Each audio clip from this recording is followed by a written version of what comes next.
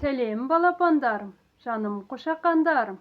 Tamaşalap Kokoşben Pikoş'tun kuanışların. Kollarımdı kıygerip, kuşağımdı kepkerip, yıkırıp oynayman, oyunga hiç duymayman. Gel balalar oynayık, çıkarıp kovalasayık, kulap kalsak жыламай, oyundu жалғастырайық. Сәлем балалар! Қош келдіңдер! Алтын балта. Ертеде бай мен кедей көрші болады. Кедей диірменге барса, байдың балтасын сұрап алады. Bir күні кедей диірменге барып, балтасын ағып жатқан диірменге түсіріп алады. Ол диірменшіге балтамды алып бер дейді. Ол қолын диірменге салып, бір алтын балтаны алып шығады. Ол кедейден «Мынау ма сенің балтаң?» деп сұрайды. Кедей «Жоқ, бұл менің балтам емес» дейді.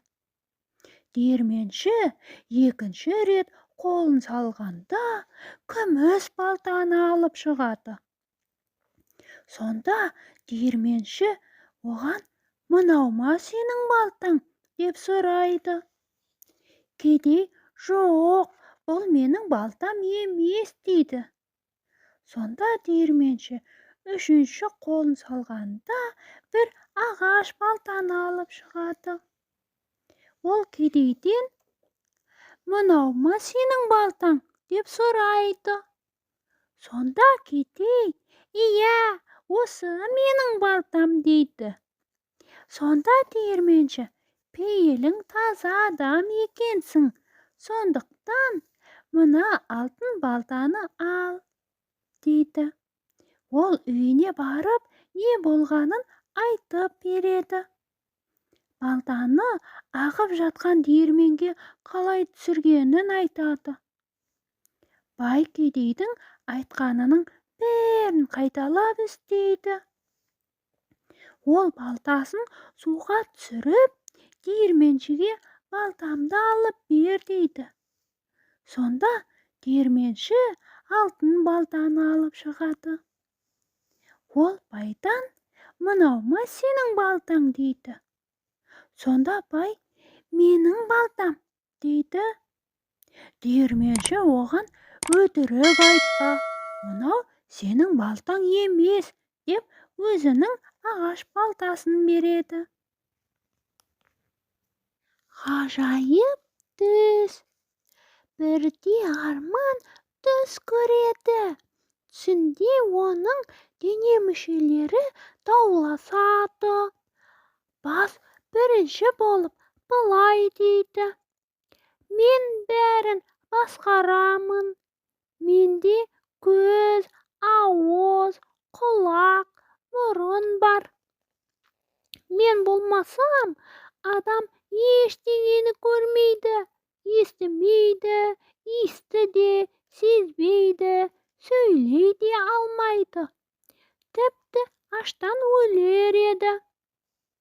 Егер мен болмасам, сені ары-бері жан-жаққа кім бұрар еді?» деді мойын.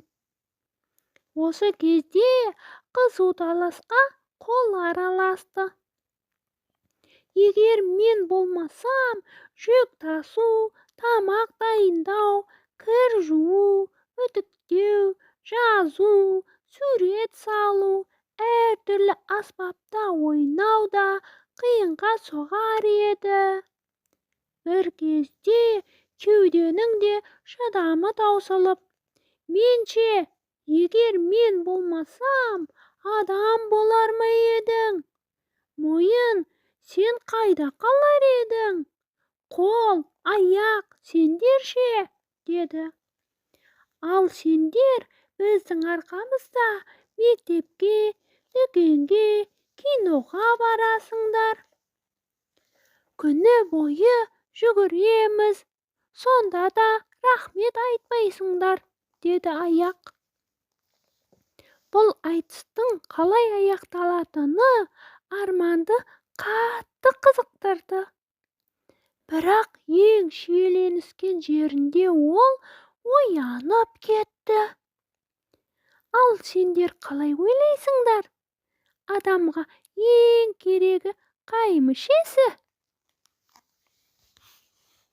Балалар, ойынымыз сендерге ұнап жатыр ма?